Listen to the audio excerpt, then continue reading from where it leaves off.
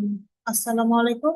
আজকে আমি দেখাবো আমার যে ফ্লাড রিস্ক ম্যাপ কিভাবে তৈরি করছি। আমি বেসিক্যালি এই পেপারটাকে ফলো করছি। এই পেপারটাতে প্রেডিকশনটা বলা নাই যে ফিউচার প্রেডিকশন করা নাই। শুধু একটা ইয়ারের উপরে করছে। তবে এর যে ক্রাইটেরিয়া গুলো আছে, ক্রাইটেরিয়া গুলো আমি ম্যাক্সিমামই নিচ্ছি।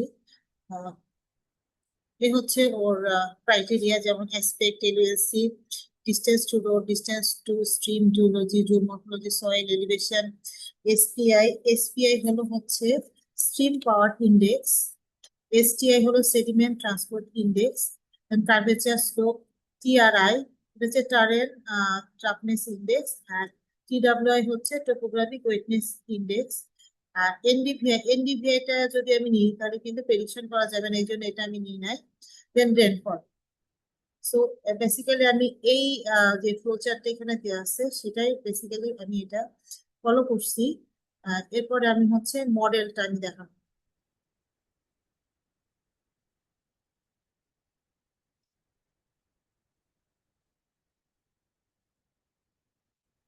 এটা আমাদের সেই সফটওয়্যারটা যেটা ডেভেলপ করা হয়েছে। এটা মেশিন লার্নিং স্টুডিও বলে এটা ডেভেলপ করা হয়েছে। এখন এই কোডিং যেটা দেখানো হচ্ছে পাইথনে। বেসিক্যালি পাইথনে এই কোডিং গুলো করা হয়েছে। দেন এই সেই মেশিন লার্নিং স্টুডিও। এটা ফার্স্ট স্টেপ, যেখানে আমি বলছিলাম যে আমি কি কি ক্রাইটেরিয়া নিছি। টিডাব্লিউআই, দেন টিপিআই, টিআরআই, এসটিআই, এসপিআই। আমাকে এখানে ফার্স্টে সিলেক্ট করে দিতে হবে যে আমি কোন কোন ক্রাইটেরিয়াটা ফ্লাড রিস্ক এর জন্য নিব। এটা আমাদের এক্স ভ্যালু।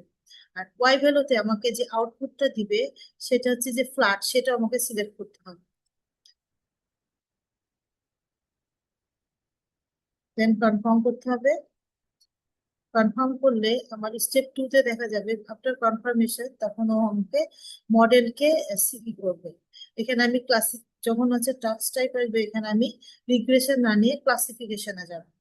এবং এখানে আমি যে মডেলটা ইউজ করবো সেই মডেলটা এখানে সব কয়টা আছে, এলএসটিএম, এএনএন। আমি যেটা ইচ্ছে করবো সেটাই নিতে পারবো প্লাগ ইন করার জন্য। আপাতত আমি এটাকে সিলেক্ট করলাম। এরপর আমাকে ট্রেন করতে হবে মডেল। এখানে যদি আমি ক্লিক করি তখন ও এই পাশে যে স্ক্রিনে দেখা যাচ্ছে এই প্রত্যেকটার জন্য একটা কিন্তু ভ্যালু শো করছে। এটা আমাকে আহ, আহ, এটা আমাকে এটাকে আহ, ঠিক করার জন্য এই পাশে যে টাস্ক গুলো আছে, যেমন এগুলো একটু এই এই যে মেশিনটাকে, যে এই যে মডেলটাকে যে ইউজ করছি, যে মডেলটা ইউজ করছি, সেই মডেলটাকে ফিট করার জন্য আমি এখানকার এই যে র্যান্ডম সিড, দেন দেন ফোল্ডার, এগুলো আমি চেঞ্জ করতে হবে এবং এটাকে আরো ভালো রেজাল্ট নিয়ে আসতে পারি। যেমন 0.46 দেওয়া আছে, এটাকে আমি 0.88 পর্যন্ত নিতে পারবো। Next step 3। এরপর ট্রেনকেও আমি এটা কমাইতে বাড়াইতে পারবো। এরপর যখন ট্রেন দা মডেল করব তখন এই পাশের স্ক্রিনে যেটা আসছে এটা আসবে। এরপর হলো আমার স্টেপ 3। ওখানে আমি যে প্রেডিকশন করবো, এখন আমি যে যে অ্যাসপেক্ট গুলো নিচ্ছিলাম, যে যে ক্রাইটেরিয়া গুলো নিচ্ছিলাম ওটা অটো ধরছে। এবং এখানে একটা বলে রাখা উচিত যে আমি পয়েন্ট নিছি। আমাদের ছিল 30 30 মিটার বাই 30 মিটার গ্রিড। এখন সেখান থেকে আমি একটা পয়েন্ট সেল বানাইছি। প্রায় 18 লাখ পয়েন্ট আসছে আমার যে স্টাডি এরিয়া অলমোস্ট। এখন এইটা থেকে আমি ক্লাসিফাই করছি 6টাতে, 0 থেকে 5 পর্যন্ত। যেখানে 0 সেখানে কখনোই ফ্লাড হয়নি। আর যেখানে 5 আসছে সেখানে প্রত্যেক বছরই আমার ফ্লাড ফ্লাড হয়েছে। এখানে আমি টোটাল 35 ইয়ার্স কনসিডার করছি, ফ্রম 1990 থেকে 2025 পর্যন্ত। সো যদি কোনো পয়েন্ট 5 ভ্যালু আসে, দ্যাট মিনস ওখানে 35 বছরই ফ্ল্যাট হয়েছে। এরপর যখন আমি এখানে রান রান করব তখন ওখানে আমাদের রেজাল্টটা চলে আসবে। এই রেজাল্টটাকে আমাকে শেপ ফাইল আকারে এক্সপোর্ট করতে হবে। এখানে যে প্রেডিকশন আছে ওখানেই বলা আছে, যেখানে যে 3 দেখাচ্ছে, যে যে 0.3 দেখাচ্ছে, 2 দেখাচ্ছে, তার মানে ওখানে 35 বছরের মধ্যে হয়তো 25 বার ফ্লাড হয়েছে।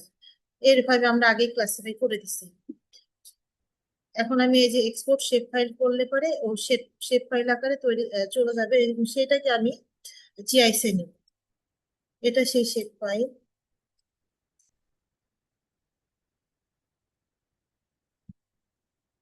এই হচ্ছে সেই শেপ ফাইল, যেটা আমি জিআইসে নিয়ে নিব। জিআইএস ওপেন করব। এখান থেকে আমি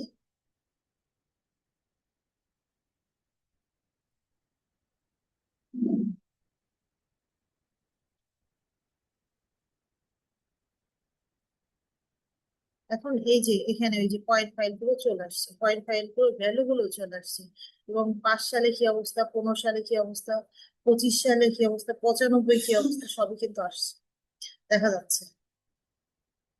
এরপর আমি এই পয়েন্ট ফাইল থেকে পয়েন্ট টু রাস্টার করবো। হ্যাঁ, এটাকে আমি এখন পয়েন্ট টু রাস্টার করবো। এখানে আমি লিখব হচ্ছে পয়েন্ট টু রাস্টার। পয়েন্ট টু রাস্টার করলে পরে নিচে ওই যে পয়েন্ট টু রাস্টার টুলটা আসবে। এখানে আমি ইনপুট দিয়ে দিব প্রেডিকশনটাকে। ইনপুট দিয়ে তারপরে আমি এখানে কি করে দিব, ভ্যালু ফিল্ড এবং হচ্ছে প্রেডিকশন। এরপর আমাকে সেল সাইজ 30 করে দিতে হবে, কারণ আমাদের ছিল 30 মিটার বাই 30 মিটার গ্রিড। ওকে।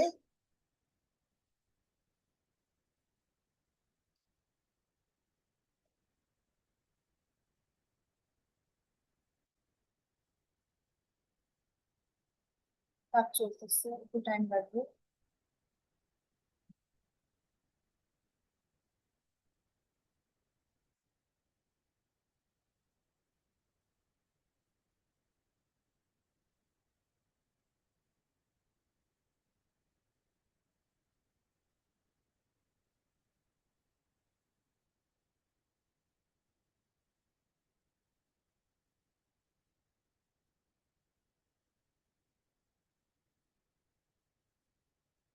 এই যে চলে আসছে। এখন এই ভ্যালুটাকে আমার লো ভ্যালু হচ্ছে 0 আর হাই ভ্যালু হচ্ছে 5। এখানে আমি কালার চেঞ্জ করতে পারবো। আর এরিয়া বের করতে হলে আগের মতো আমাকে রিক্লাসিফাই করতে হবে। যদি আমি যদি আমি এখন এরিয়া বের করতে চাই, দেন আমাকে রিক্লাসিফাই করতে হবে।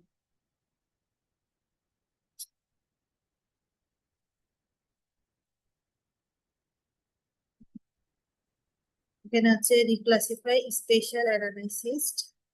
দেন এখান থেকে আমাকে ইনপুট দিতে হবে। যদি চলে আসছে, এখানে ক্লাসিফাইতে যাব। দেন এখানে আমি আমাদের 6টা ছিল, ওটাই ঠিক করবো। এরপরে হচ্ছে ওকে করবো। ওকে,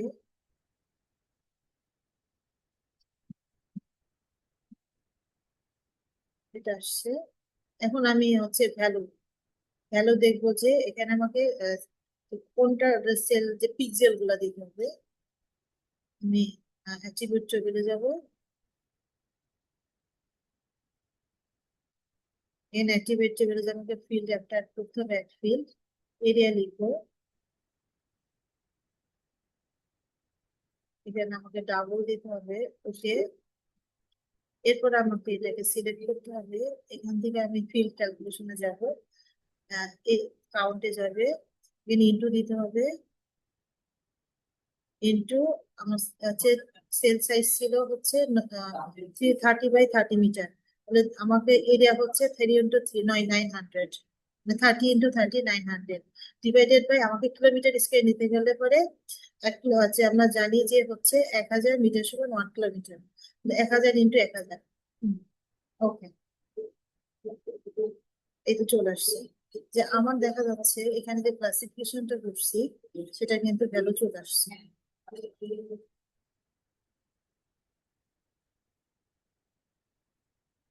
এই পর্যন্তই। এখানে আমরা এরিয়া বের করতে পারবো যে কোন এলাকাটা সবচেয়ে বেশি ফ্লাডেড এরিয়া, আর কোন এলাকাটাতে কখনো ফ্লাড হয়।